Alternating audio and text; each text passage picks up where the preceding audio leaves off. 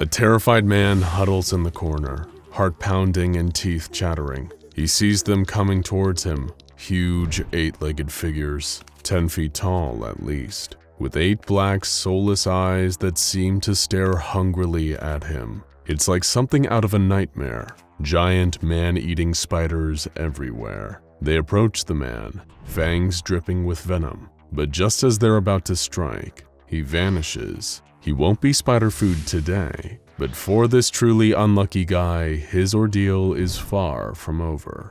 Let's rewind. When life gets a little too boring, we all daydream about getting away. Maybe you imagine sitting on a tropical beach or camping in the mountains and breathing in the fresh air. Some of the more adventurous types with a vivid imagination might daydream about visiting a parallel universe. Who wouldn't want the chance to see what life is like in another dimension? Of course, it would only be fun to go there if you could control where you went and when you could come back. Without any control over it, the ability to hop back and forth between dimensions would turn from a blessing to a curse. Just ask SCP-507. SCP-507, unlike most other SCPs, is a seemingly normal human man. He has blonde hair, green eyes, an unrecognizable accent, and no other features that might make him stand out. He looks perfectly average, like a stranger you'd pass on the street and never give a second thought to.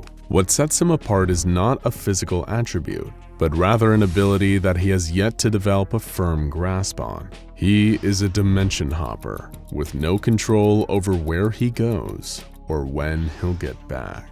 After appearing on the grounds of a mental treatment facility with no identification, rambling about a world of giant spiders, SCP-507 was admitted to the hospital and sedated for his own safety. He would spend several months in treatment for a variety of supposed disorders, but once he became aware of his surroundings, he attempted to escape the hospital multiple times.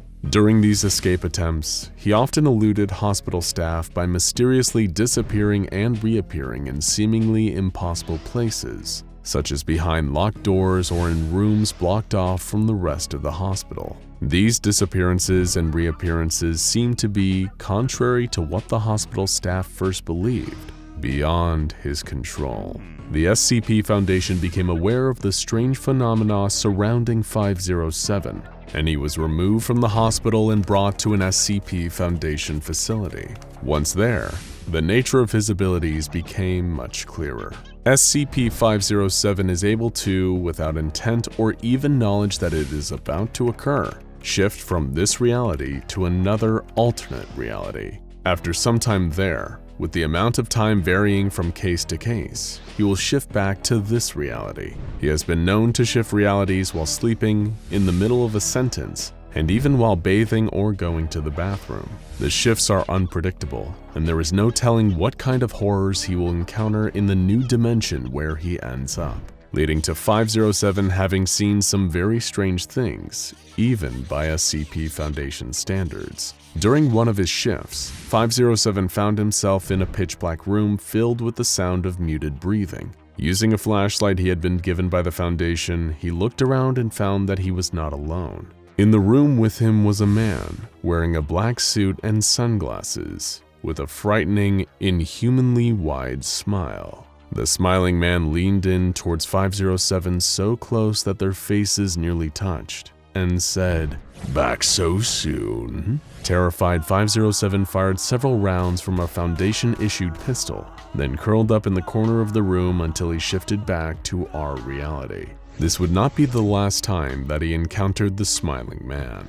According to document 507-3B, which details all of 507's shifts into other realities, 507 was found in a Midwestern cornfield by Foundation staff with brown liquid on his cheek. In his hand, he held a human heart with the words, "I need you," written on it in the same brown liquid. Before he shifted back and landed in the cornfield, 507 shifted to a pitch-black room filled with the sound of muffled crying. He turned on his flashlight, taking note of his surroundings, and found himself face to face with the smiling man once again. The smiling man had brown liquid leaking from around its sunglasses, which it wiped onto 507's cheek. Upon further examination, 507 saw several bullet holes in the smiling man's suit, leaking the same brown liquid. He attempted to fire his pistol like he had the previous time, but it did not fire. As the smiling man began to approach him, 507 turned and ran. He ran for about 10 minutes before finding a corner where he stayed huddled once again until he shifted back. The smiling man is not the only nightmare that SCP-507 has encountered on his travels. During another shift, 507 described appearing in a small room filled with dried corpses, a single window, and a flickering light hanging from a ceiling. While attempting to wait out his time in the room, he discovered that the corpses were capable of movement. Whenever the room was in darkness, the corpses would pose themselves like living people. When he looked out the window, the corpses would join him and look out the window with him. When he sat down, they would sit with him in a circle. 507 attempted to pass time by falling asleep, but was unable to do so. Though many of his experiences were disturbing, only one of 507's documented shifts resulted in him requesting a memory wipe from the SCP Foundation. On this one, he found himself in the maternity wing of a large hospital. A creature, dressed like a nurse, approached 507 and told him that he was upsetting the other patients, and that it was time to start the operation. 507 was then wrapped in a straitjacket and wheeled into an operating room.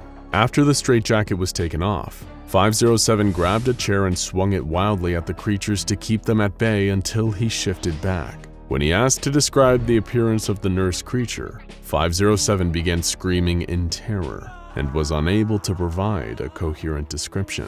He attempted to provide a drawing of the creature, but was only able to produce a series of jagged lines. Following this encounter, his request for a memory wipe was denied. Other shifts included going to a world where every surface was covered with an unidentifiable mold, a land of icy tundras populated by aggressive bears, and one place that he refused to describe beyond repeating the phrase, "so many spiders." Not all of the worlds that 507 has encountered are frightening. Some are simply strange and unusual. During one shift, he found himself on a large basketball court, where 6 other individuals were playing a game of basketball. There were 2 humans, 2 insectoid creatures, 1 creature resembling a squid, and 1 hovering yellow sphere with 8 arms. When 507 asked where he was informed that he had arrived at the All-Species Sports Center. During another shift, 507 found himself in a world made entirely of gelatin. During yet another shift, he appeared in a large auditorium filled with 50,000 other dimension hoppers who were holding a political rally for the People's Dimension Hopper Republic. Working with the Republic over the course of 2 weeks, 507 helped to overthrow the United States government and establish a new one run by dimension hoppers. SCP-507 was elected representative of Massachusetts, but just before he could introduce his first official piece of legislation, he shifted back to our reality. One day at the facility, a particularly unusual event involving SCP-507 occurred, the events of which were documented in Interview 507-G. During a regular check-in, it was discovered that there were somehow 2 identical versions of SCP-507 in its room. They had apparently each arrived in the room independently and had been talking to one another for about half an hour before being discovered. These 2 versions were referred to as 507-A and 507-B. When prompted for an explanation, 507-B explained that there were more than one version of SCP-507 afflicted with uncontrollable dimension hopping. The doctor inquired as to which one of the 2 was the visitor, but the 2 declined to answer, fearing that this knowledge would cause the Foundation to view one of them as expendable. The 2 had multiple shared experiences that they related to the doctor, including both having encounters with the smiling man. During the interview, 507-B disappeared mid-sentence and did not reappear. The doctor asked 507-A about identifiable differences between his and his double's realities. 507-A explained that in 507-B's world, President Lincoln was killed by his vice president, whereas in 507-A's world, he was killed by General Lee. This revelation made it clear that neither 507-A nor 507-B were native to this reality. After this was revealed, 507-A was terminated and examined. No biological reason for 507's ability to hop from dimension to dimension was found, though it was discovered that several pieces of 507 will shift dimensions along with the rest of the body. 3 days after this interview was conducted, the correct SCP-507 reappeared, with no knowledge of his doppelgangers or what became of them. SCP-507 is classified as safe, meaning he doesn't require any real effort to contain. He's also safe in the more literal sense, in that he poses no threat to anyone else. The only person in danger in the presence of SCP-507 is himself, as he has been exposed to many dangerous conditions during his reality shifts, and it's never known whether 507's next shift will end up being his last. With the cause of his shifts still being unknown, there is nothing that the Foundation can do to prevent them. All they can do is monitor him and provide him with the items that might ensure his safety in the future, like a handgun loaded with rubber bullets, a tank of air, a high-intensity flashlight, a week of ration packs, a pair of binoculars, a tracking collar, and a camera. The tracking collar allows the Foundation to recover 507 when he shifts back to our reality, in a location other than the containment facility. The rest of the equipment was granted at his request, based on obstacles that he encountered in other dimensions. Due to his docile nature, 507 is given freedom to move about the facility, but when he leaves his private room, an agent must go with him to document any shifts that might occur.